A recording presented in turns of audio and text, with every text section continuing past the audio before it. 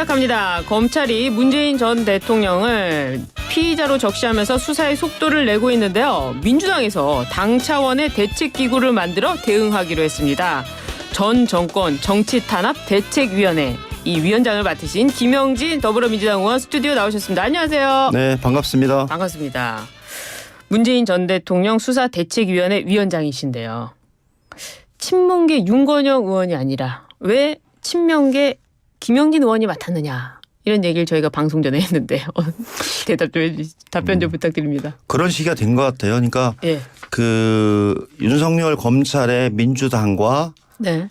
민주당 인사들에 대한 탄압의 정도가 전방위적으로 일어나고 있기 때문에 네. 민주당도 이에 맞춰서 전방위적으로 대응하는 게 필요하다. 네. 지금은 친문, 친명 누구누구를 따질 때가 아니라 이런 문제에 관해서 네. 민주당에 하나가 돼서 대응을 해야 된다. 그렇게 해서 맡게 됐고요. 예. 사실 문재인 대통령은 민주당의 과거이자 현재이자 미래의 한 주요한 그 인물이었고 대통령이셨기 때문에 네. 우리가 그 문제에 관해서 단호하게 대응한다라는 취지에서 네. 민주당이 하나로 대응한다 그런 취지로 요청이 왔고 그래서 맡게 됐습니다. 아 그래요. 사실은 김정숙 여사의 수사 의혹이 언론에 보도될 때만 해도 당 차원의 대책기구는 없었지 않습니까?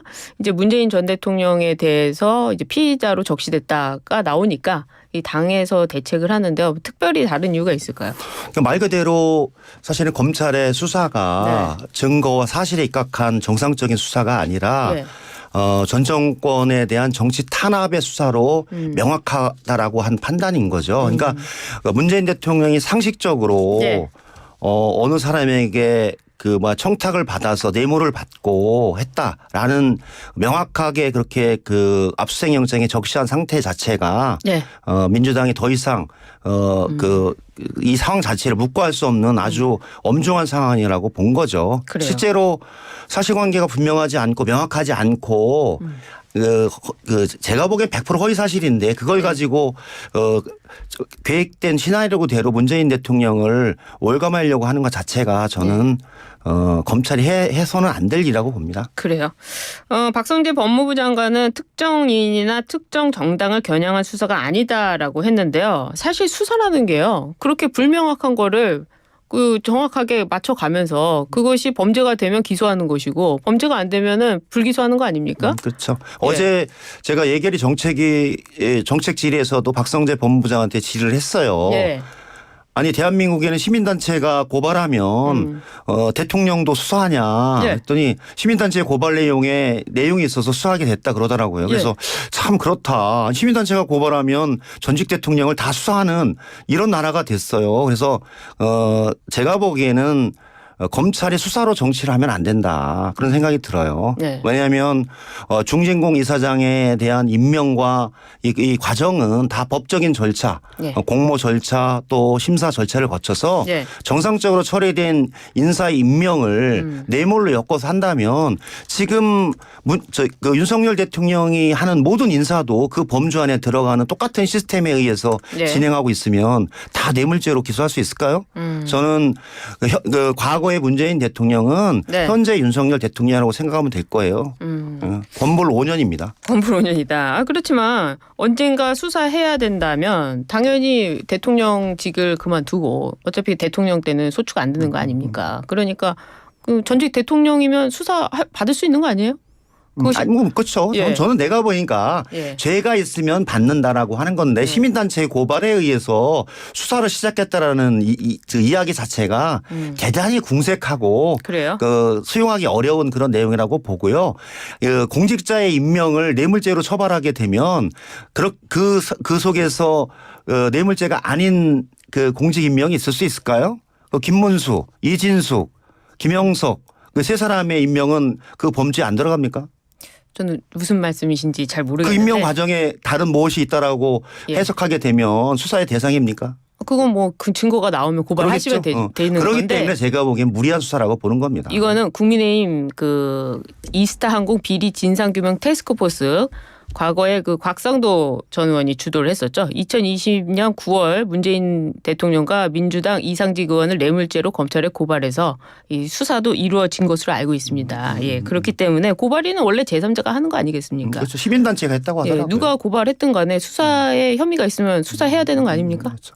그 기준을 제가 예. 보기에는 명확하게 하려면 저는 김건희 여사에 대한 수사나 예. 김건희 그 대통령의 장모에 대한 수사나 이런 것들도 네. 동일한 방식으로 해야 되는데 그렇게 하지 못했잖아요. 그럼 뭐 동일한 거는 불법의 평등을 요구하시니까 그건 아니죠. 저희 수사의 논의로 평등이죠. 하고요. 예. 수사의 평등을 통한다면 네. 현재 하는 정도의 10분의 1만 김건희 여사나 예. 장모 수사를 했으면 제가 보기 바로 구속해서 지금 서울 구치소했을 겁니다. 지금은 문재인 전 대통령 수사하는데 증거가 없다 하시고 지금 김건희 여사도 뭐 사실은 피의자로 본다면 똑같은 잣대를 들이댄다면 무죄 추정의 원칙 적용해서 말씀하셔야 되는 거 아닌가요? 그렇죠. 무죄 네. 추정이니까 생각과 판단의 문제죠. 알겠습니다. 근데 오히려 여권에서는요. 이번 수사가 늦었다 이런 평가도 나오고 있어요. 늦었다. 네. 수사가 늦었다. 왜 4년이나 걸렸느냐. 제가 보기에는 예. 정치 수사를 정치화시킨 거죠. 이 수사가 이렇게 갑자기 불거진 것은 네. 이전부터 뭐 저기 비서실장, 정책실장, 민정수석 수사를 쭉 해왔잖아요. 예. 해오고 하는 건데 지금의 결정적으로 이렇게 압수수색 영장까지 대통령의 뇌물죄를 적시해서 했던 부분들은 이번 달 들어와서 윤석열 대통령의 지지율이 그 국정 지지도가 23% 폭락했어요. 네. 그렇죠? 부정 지지도 23%, 예. 부정이 66%, 긍정이 23% 돼서 예. 사실은 정권을 유지할 수 있는 동력 자체가 상실되는 시점이에요. 그것을 막기 위해서 새로운 정치적 전환이 필요한데 네. 그 타켓을 정치적 희생물로 네. 문재인 대통령을 삼았다. 그래서 지금 진행하고 있다. 그렇게 보는 시각도 많습니다. 그래요. 알겠습니다. 근데 검찰이 결국에는 문재인 전 대통령과 딸 문다혜 씨 이 부부의 경제 공동체 그러니까 생활비를 이제 유지해 줬다 이런 말이겠죠. 그 경제 공동체 여부를 입증하는지 여부가 관건으로 보이는데요. 검찰은 문 전 대통령 부부가 이 문다혜 씨 부부에게 생활비를 지원해 오다가 이 전 사위가 이 항공회사에 취직한 뒤부터 생활비를 중단했다고 보고 그렇다면 직접 뇌물을 준 거 아니냐 이렇게 해서 지금 뇌물죄로 피의자 적시를 한 것 같거든요. 이건 어떻게 보세요? 경제 공동체. 그렇죠. 제가 보기에는 황당무계한 주장이죠. 황당무계하다. 황당무계한 주장이죠. 왜냐하면 네. 그 사위의 월급이 정상적으로 노동의 대가로 받은 월급이 뇌물로 변하는 신공을 제가 보기에는 정치 검찰이 만들고 있다 그렇게 네. 생각을 해요. 그 받았던 금액은 네. 그 사위가 회사에 들어가서 일을 하고 받은 월급인데 네. 그 월급이 뇌물이 됐다라고 하는 논리 자체가 성립되기 어렵다라고 봐요. 아 그래요? 저는 그 논리를 만들었던 분들도 예. 생각해 보면 전혀 되지 않는 얘기를 그냥 억지로 현 상황에서 문재인 대통령에 대한 뇌물죄를 만들기 위해서 네. 털다 보니까 아무것도 없었기 때문에 그 해괴한 논리를 저는 동원했다 그렇게 보고 네. 명확하게 그 사위는 그 이전에도 증권회사 게임회사를 다녔던 정상적인 직장인이었고 네. 그 직장인에서 더 이상 국내에서 근무하는 게 어려운 상황에서 타이스타jet에 취직을 해서 받은 2년 동안 받은 월급이지 않습니까? 월급이다. 월급이다. 그리고 놀고 회사에 취직해서 아무 일도 하지 않고 받은 아니면 국내에 있는데 태국에 그 취직에 돼서 받은 그런 월급이 아니라 태국에 가서 거기서 일을 해서 받은 월급을 뇌물로 본다면 부자 관계나 모녀 관계나 예. 그다음에 사위와 장인 관계에서 예. 다 그런 방식이라면 공직에 있는 모든 사람의 사위들은 뇌물성 소지가 상당히 많을 여지가 있죠. 저는 네. 과도한 법 적용이고 여기에 대해서 국민들이 판단할 것이라고 봅니다. 황당합니다. 민주당에서도 이제 뭐 정황 증거 많이 말씀을 하시던데 이런 게 있는 것 같아요.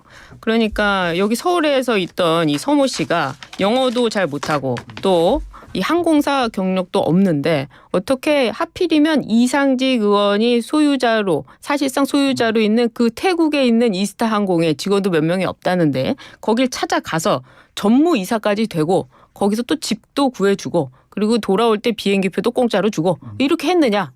그렇다면 서모 씨가 사위이기 때문에 준 거 아니냐 이렇게 해석하는 분도 많거든요. 그거는 제가 보기에는 이상직 의원한테 물어봐야 될 것 같아요. 그래요. 예. 그리고 예. 그 말이 전무지 사실은 지금 저기 진행하시는 분 말처럼 네.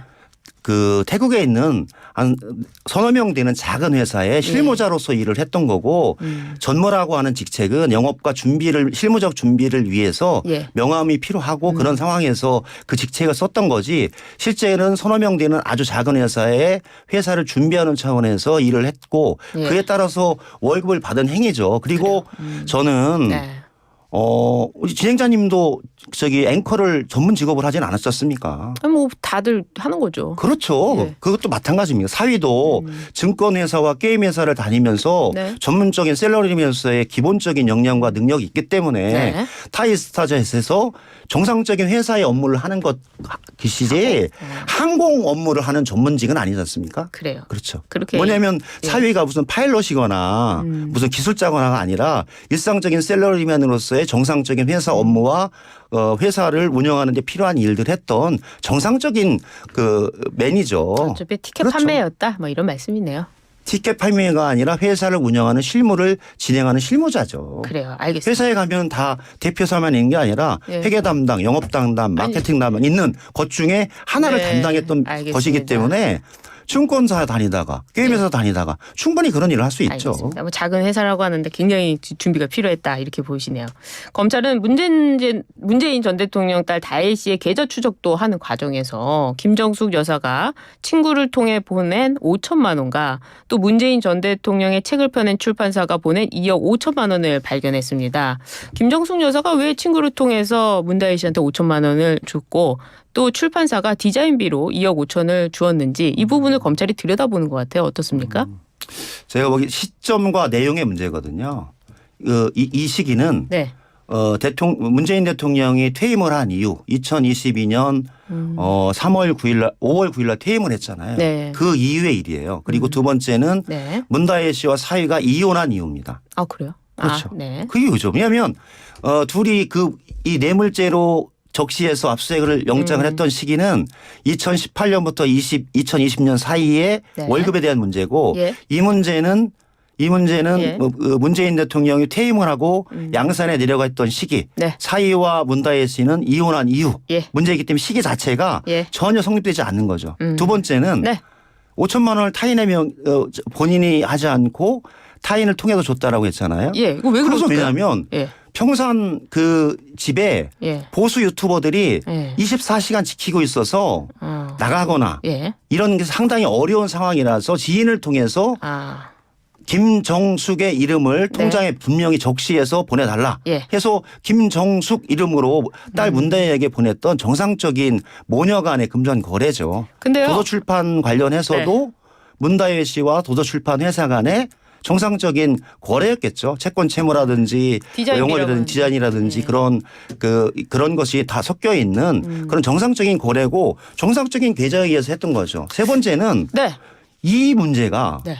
문재인 대통령의 뇌물죄와 연관이 있습니까? 전형적으로 제가 보기에는 그래서 정치검찰의 별건 수사하고 문재인 대통령 죽이기다. 네. 이게 뇌물죄와 아무 상관이 없는 별건을 먼지털이듯이 털어서 추적해서 또다시 만드는 네. 전형적인 수사죠. 논두렁식의 수사와 비슷한 형태가 되고 있어요. 그 김정숙 여사의 5천만 원은 그 현금을 갖고 있었다는 거 아닙니까? 만약에 그것이 자금 세탁이나 이런 거였다면 현금을 줬겠죠. 예. 현금을 그걸 지인을 통해서 들여다보는 것 주는 게 정상적인데 예. 실제로는 지인을 통해서 김정숙의 이름으로 계좌로 입금해 준 거 아닙니까? 예. 세상에 그게 말이 됩니까? 하여튼 검찰은 뭐 현금의 출처를 들여다보는 것 같고 또 다른 디자인들 그 출판사에서 일하는 디자인들이 보기에 2억 5천만 원의 디자인 값은 좀 너무 높은 거 아니냐 제가 하는 보기에는 의혹이 있는 것 아마 같아요. 검찰도 사실관계를 확인해 보면 알 텐데 그거 전체가 디자인비라고 얘기했던 적이 없는데 네. 제가 보기엔 언론을 통해서 과도한 언론 플레이다 그렇게 보고 네. 있어요. 사실관계를 확인하게 되면 그래요. 그것이 아니라는 것을 검찰이 더 먼저 확인할 것 같아요. 그러겠습니다. 전혀 아닙니다. 전혀 아니다. 알겠습니다. 이재명 대표가 오는 8일 평산마을을 찾아 문재인 전 대통령을 예방할 것으로 보이는데요. 이재명 대표는 문재인 전 대통령에 대해 당 차원의 대응을 지시하기도 했습니다. 이번 만남에서 검찰 수사 이야기가 좀 나올까요? 이번 이재명 대표의 그 양산 문재인 대통령 예방은 사실은 당대표가 8월 18일 됐잖아요. 그리고 그 일주일 후에 가기로 했었는데 갑자기 코로나 확진으로 연계됐던 그냥 정상적인 예방이고 대화다. 그리고 봉화마을 들려서 노무현 대통령 묘역에 참배하고 문재인 대통령 만나셔서 여러 가지 얘기를 하시겠죠. 전직 당대표도 하셨고 또 대통령도 하셨고 현 전국에 대해서 윤석열 정부의 현 여러 가지 상황에 대해서 폭넓게 얘기하겠죠. 하여튼 요즘 두 분이 자주 만나시는 것 같아요. 제가 보기에는 뭐 민주당의 전현직 당대표가 자주 만나서 상의하는 건 좋은 일인 것 같아요. 그래요. 알겠습니다. 어제 검찰에 김혜경 씨가 검찰 조사를 받으러 나갔습니다. 민주당은 추석 밥상에 야당 대표 부부를 제물로 올린다 이렇게 비판을 했는데요. 알고 보니까 검찰에서는 서면 조사도 괜찮다. 그리고 비공개도 괜찮다 이렇게 했다는데 언론에 먼저 김혜경 씨가 민주당에서 논평을 내서 이게 알려진 것으로 기자들한테는 알려지고 있어요. 어떻게 된 겁니까? 저도 얘기를 들었는데 정상적으로 나와서 수사를 하라고 해서 정상적으로 나가서 수사를 한 겁니다. 김건희 여사처럼 검사를 불러다 놓고 핸드폰 뺏어놓고 조사받지 않고 정상적으로 수사를 하겠다라고 했는데 굳이 언론에 알리고 아니 제가 보기에는 알리지 않더라도 김혜경 여사가 검찰에 나가게 되면 다 알려지는 사안이기 때문에 명확하게 할 필요가 있는 거죠. 비공개 가능하잖아요. 저는 굳이 이 시점에 수없이 많은 조사를 했음에도 불구하고 부부를 이렇게 이재명 대표 김혜경 여사를 부부를 이렇게 어제 이재명 대표 오늘 김혜경 부인 이렇게 검찰 수사를 하는 나라는 제가 보기엔 없는 것 같아요. 그래요? 아니 검찰이 날짜를 여러 개를 줬는데 그중에 하나를 정해서 김혜경 씨에서 그 한마디로 추석 앞두고 부부가 검찰에 나가는 정말 그런 그림을 원했는지 모르겠지만 저는 너무 과도하고 무도하다 그런 생각이 들고 그 법화에 대한 수사는 충분히 진행이 됐기 때문에 판단하면 될 것 같아요. 계속 불러서 망신 주게 하는 수사는 이제 그만했으면 좋겠습니다. 근데 제가 진짜 본질적으로 궁금한 거 청취자분들도 이렇게 궁금해하실 것 같은데 그럼 도대체 정치인들에 대한 수사는 언제 해야 됩니까?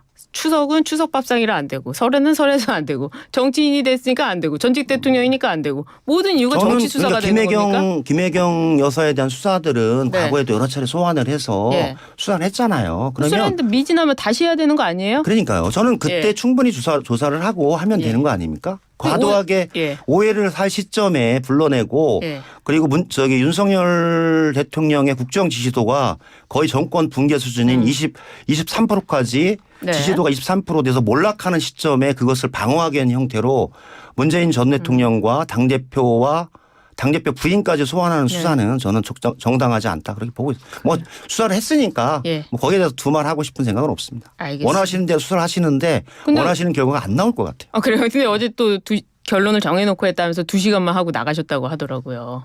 그건 검찰의 능력이니까요. 알겠습니다. 검찰의 능력을 제가 뭐 평가할 수는 없죠. 그래요. 아무튼 뭐 모든 국민이 평등하다고 하시니까 그렇게 알겠습니다.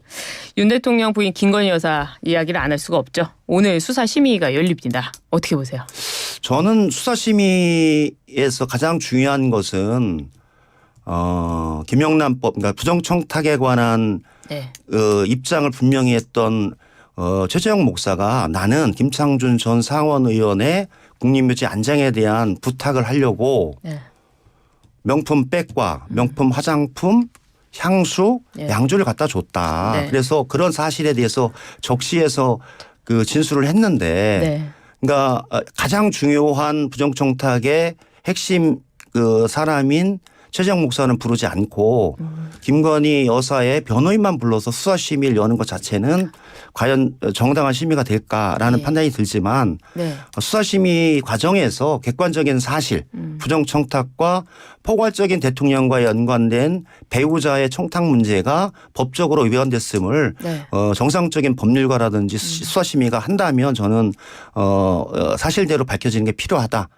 이 수사심의 자체를 김건희 여사에게 면피를 주는 그런 한 과정으로 이용되지 않았으면 좋겠다 그런 생각이 듭니다. 그러면 기소 의견으로 변경될 것 같다 이렇게 보시는 거예요? 그거는 제가 뭐 법률가가 아니고 내용이 아니라서 수사심의의 결과를 지켜봐야 되는데 거기에 대해서 그런 그 부정청탁이라고 했던 최재형 목사의 진술과 여러 증거, 정황 그리고 그 화면을 모든 국민들이 다 봤잖아요. 예. 그리고 그 사실관계를 잘 판단한다면 네. 수사심의는 냉정하게 판단하는 게 필요하다고 봅니다. 지금 검찰이 좀 잘못된 결론을 내렸다 이렇게 하시는 것 같네요.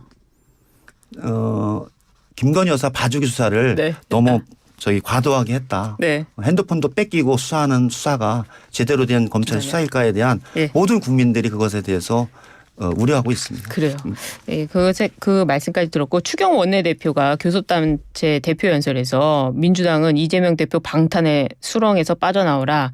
그리고 이재명 대표가 결백하면 수사와 재판을 방해할 거 아니라 오히려 신속한 수사와 재판을 주문해야 된다. 이런 발언했습니다. 듣고 계셨을 텐데 어떠셨어요?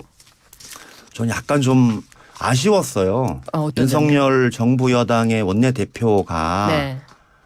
일방적으로 같이 하는 국회 파트너인 대표에 대한 일방적인 비난과 비판으로 그 대표 연설을 일관해서 네. 정말 여당이 맞나 이런 생각이 맞았어요. 그런 얘기는 제가 보기에는 네. 야당에서 여당을 향해서는 할 수 있죠. 야당은 반대하는 정당인데. 근데 여당은 야당을 설득하고 같이 하면서 경제정책, 민생정책 다양한 부분들을 해결해야 되는데 네. 야당 대표를 그렇게 비난하고 또 오늘 만나서 민생과 경제에 대해서 얘기하자. 네. 너무 웃기지 않습니까? 저는 그리고 두 번째는 국민의힘과 윤석열 대통령은 네. 이재명 대표 없으면 어떻게 살 거예요? 모든 생존의 조건이 네. 이재명 대표의 사법 리스크를 가지고 생존의 조건을 받고 있어요. 예. 스스로 살아야죠. 스스로 경제, 민생, 네.